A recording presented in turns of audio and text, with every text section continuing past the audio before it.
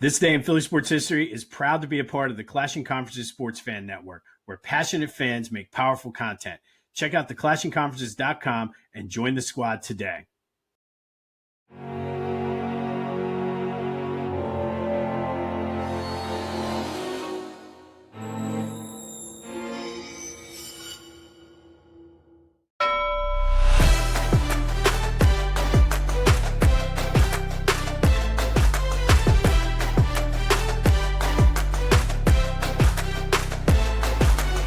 What's up, everyone? Welcome to this day in Philly sports history for July 16th, 2026. I'm your host, Jim Montgomery. Welcome to a Thursday edition of the podcast. Coming at you from inside. Usually I'll record this down here outside, but it is hot and smoky, and I figured why not? We're probably going to be on the beach all day anyway, so soak up the AC while I can. But this is a very, very light day in Philly sports.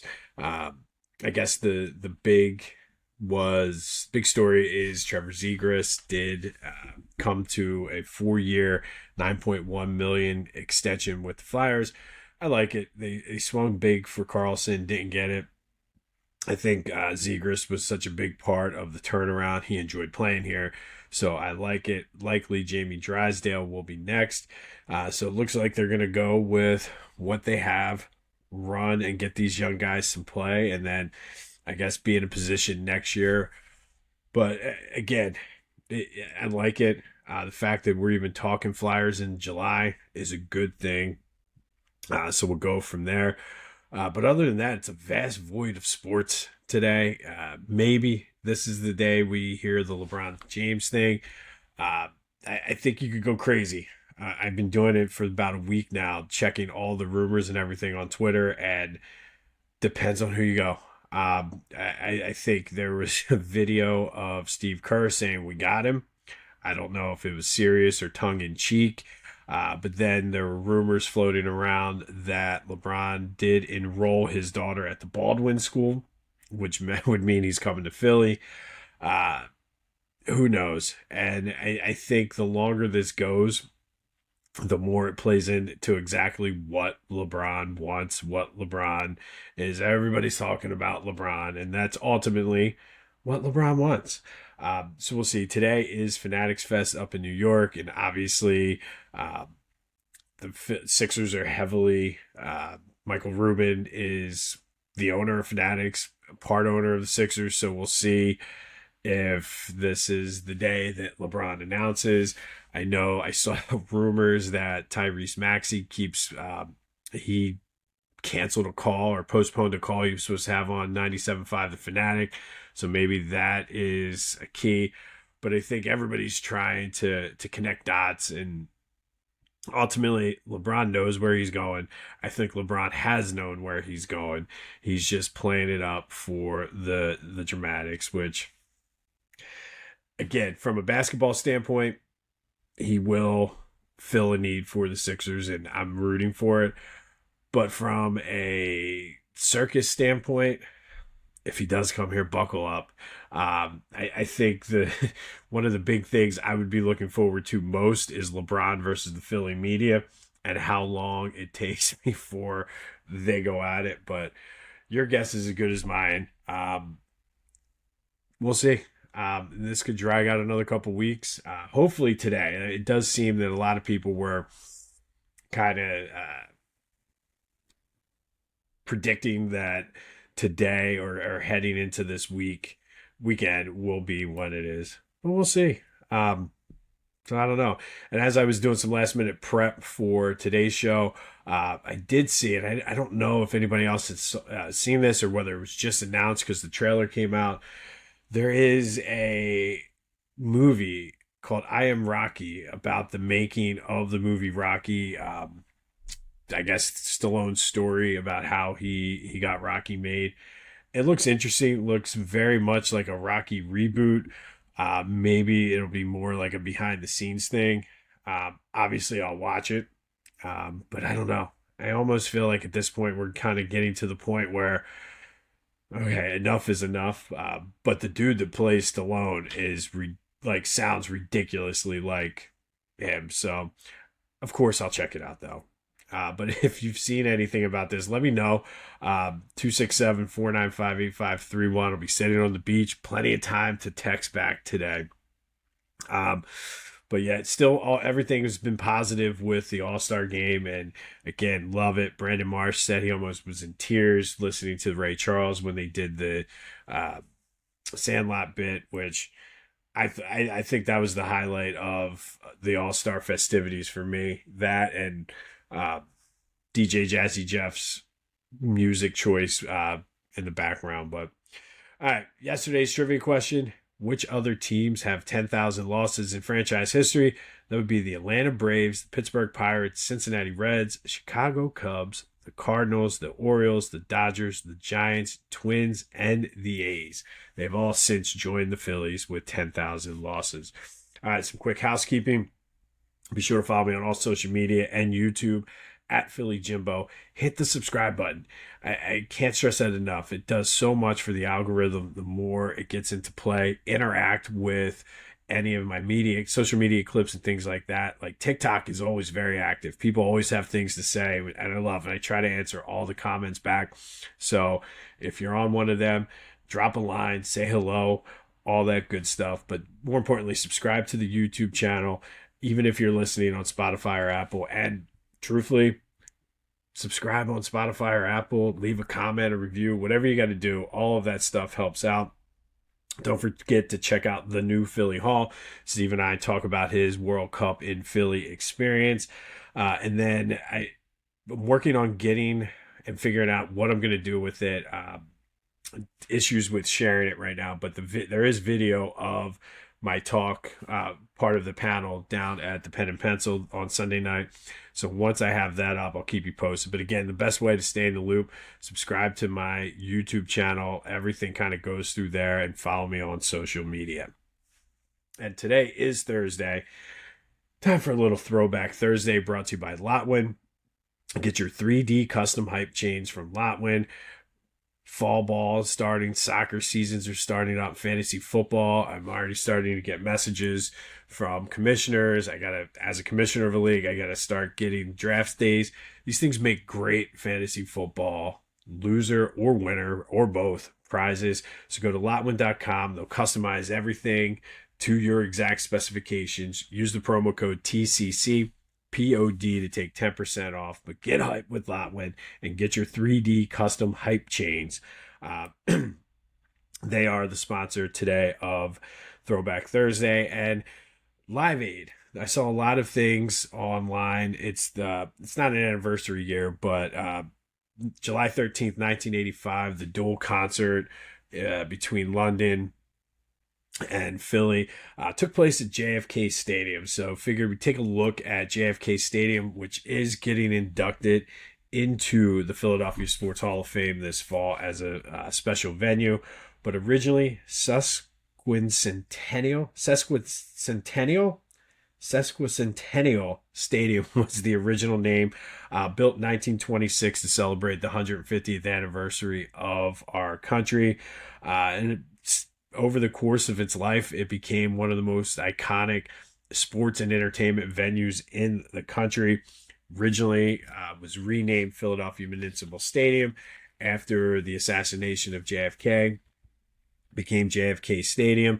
If you're old enough to remember, like I am, you remember it was the horseshoe-shaped stadium right on the site of where the Xfinity Mobile Arena is now.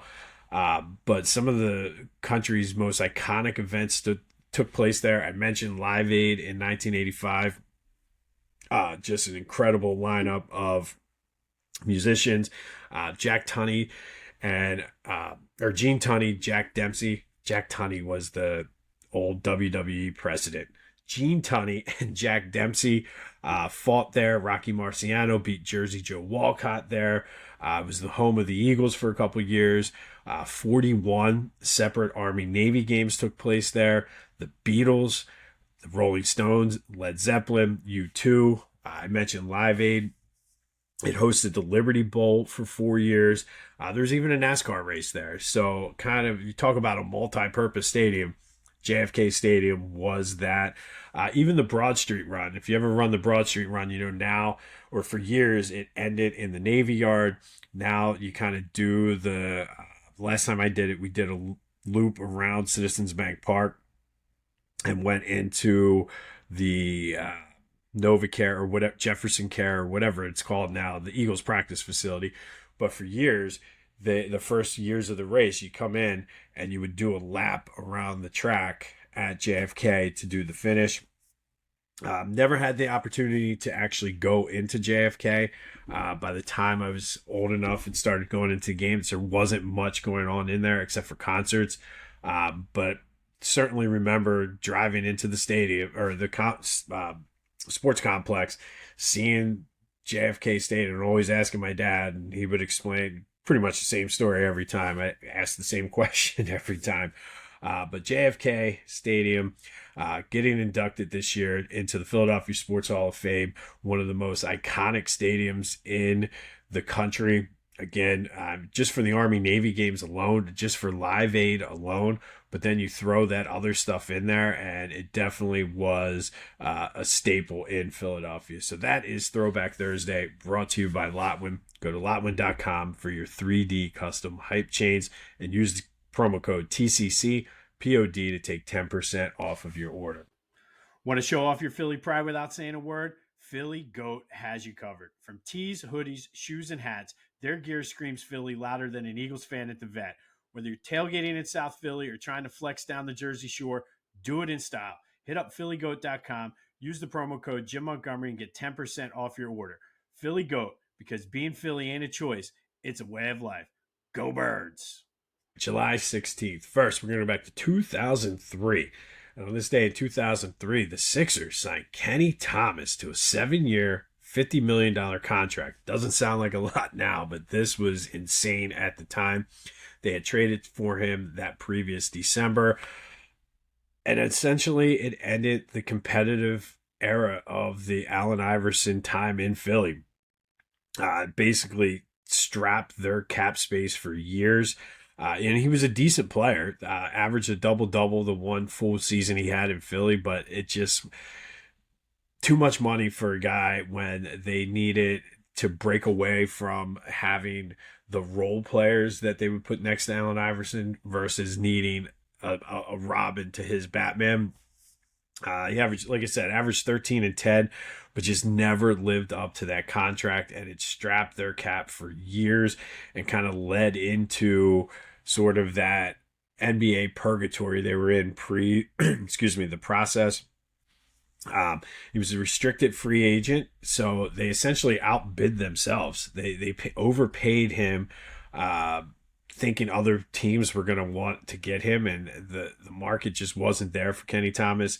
Ultimately ended up being traded for Chris Webber, who we thought, oh, okay, we finally got it. But at that point, Chris Webber was washed. And at the end of the day, this Kenny Thomas signing is up there as one of the worst free agent contracts in Sixers team history.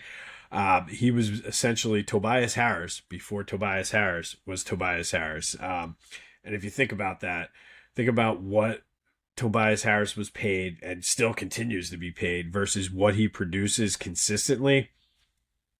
There you go. Kenny Thomas.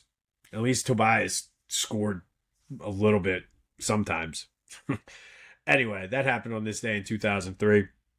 And fast forward to 2009, Phils beat the Marlins 4-0 by way of the long ball. Raul Bañez hit 2 home runs and had 3 RBI. Ryan Howard hit a home run as well. Jamie Moore was outstanding. 1 hit, 4 strikeouts, 1 walk over 7 innings.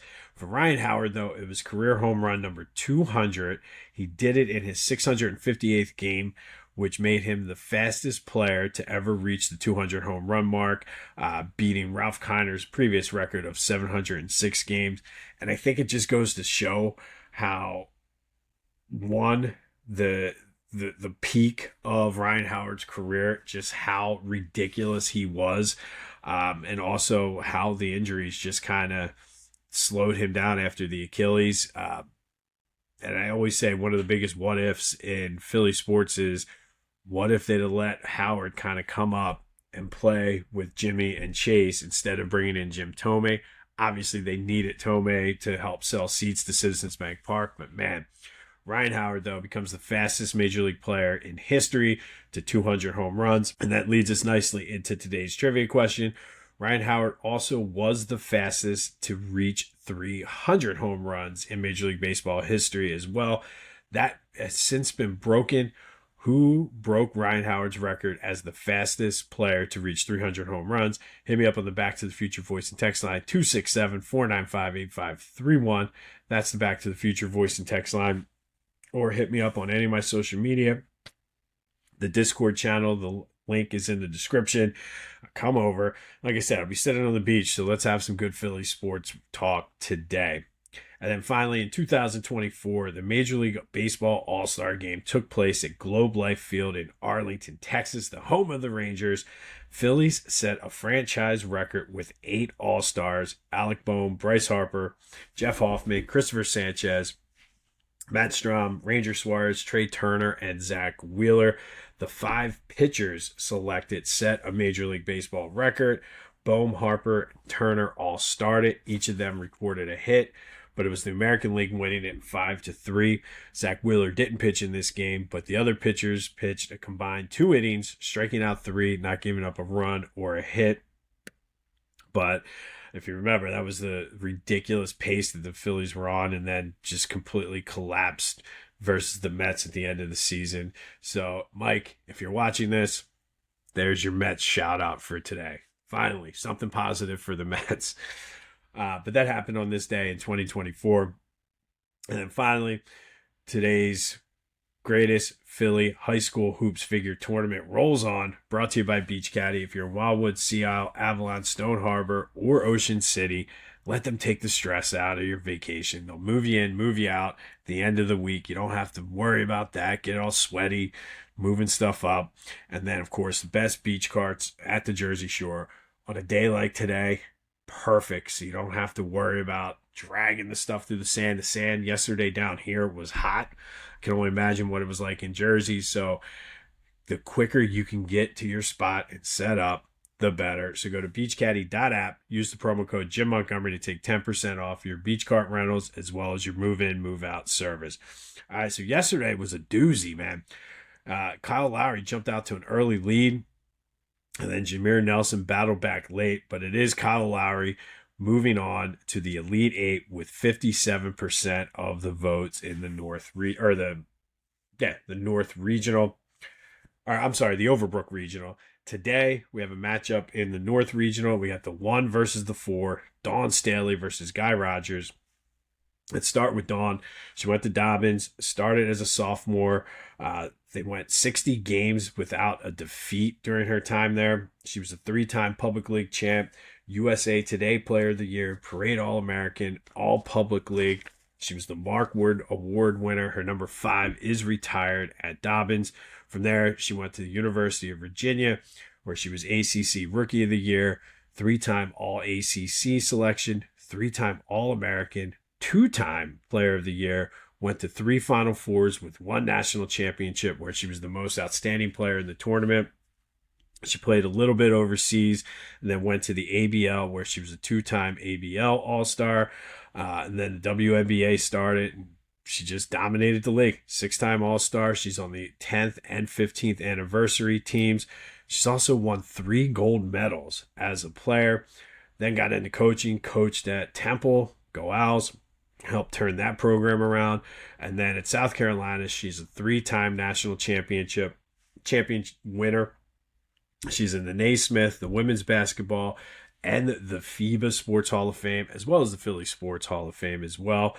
She also won a gold medal as a coach. So that is Dawn Staley, taking on the 4-seed Guy Rogers, who went to Northeast High, was the Philadelphia Player of the Year, All-Public League. As a senior, averaged 35 points per game, led them to the Public League Championship, where they met a young sophomore named Wilt Chamberlain, where all 5 starters for the Northeast High School team fouled out. Stayed at home, went to Temple, and really just extended his dominance in the city. 3-time Big 5 Player of the Year. He was the classic Philly point guard mold. The guy that everybody modeled their game after, led the Owls to their only 2 Final Fours in school history. Both times they lost to the eventual national champion. So third place finishes for the Owls in that. He was an All-American, one of the few numbers retired at Temple. His number 5 was the territorial pick of the Warriors, where he was a 4-time All-Star, 2 times assist leader, and he is a basketball Hall of Famer. So now it's your turn. Who moves on? Is it Dawn Staley or Guy Rodgers? These matchups are going to be good. I think on the surface it looks like Dawn, but Guy has a sneaky way to pull off this upset. So who do you got? Get your vote in any way you can. Back to the Future voice and text line, social media. Let's go. Let's have some fun as we roll on. Who goes to the Elite Eight, Dawn Staley or Guy Rodgers? On this day in 2024, Philly set a record with 8 All-Stars, team record with 8 All-Stars, and a Major League record with 5 pitchers. Ryan Howard on this day in 2009 becomes the fastest player to reach 200 home runs as the Phils beat the Marlins 4-0. And then, of course, Kenny Thomas, the worst free agent signing in Sixers, possibly even Philadelphia sports history. 7 years, $50 million, and then was traded like a season and a half later. Yikes. We'll be back tomorrow. It is a feel-good Friday. Fridays with AI, where we'll take a look our final matchup for the 66-67 Sixers. For now, we'll pit them against this year's Knicks championship team, just to kind of see if it can come full circle with that. Been having fun with that. We're going to slowly shift gears and do more of those matchups. I think it's a better use of AI than some of the things we were doing. Some of the fun things we'll try to throw into Throwback Thursday or What If Wednesdays, but let me know your thoughts on that too. If there's another team you want to see them play, or another Sixers team you want to match up against another all-time great team, let me know. I'm open for it. I'm here for it. But one more day of the vast void of sports before the Phillies return to action tomorrow to take on the Mutts. But let's go. I'm pumped. This has been This Day in Philly Sports History for July 16th, 2026. My name is Jim Montgomery. Go have yourselves a Thursday. Be safe out there with the heat and the smoke. And until next time, I'll see you when I see you.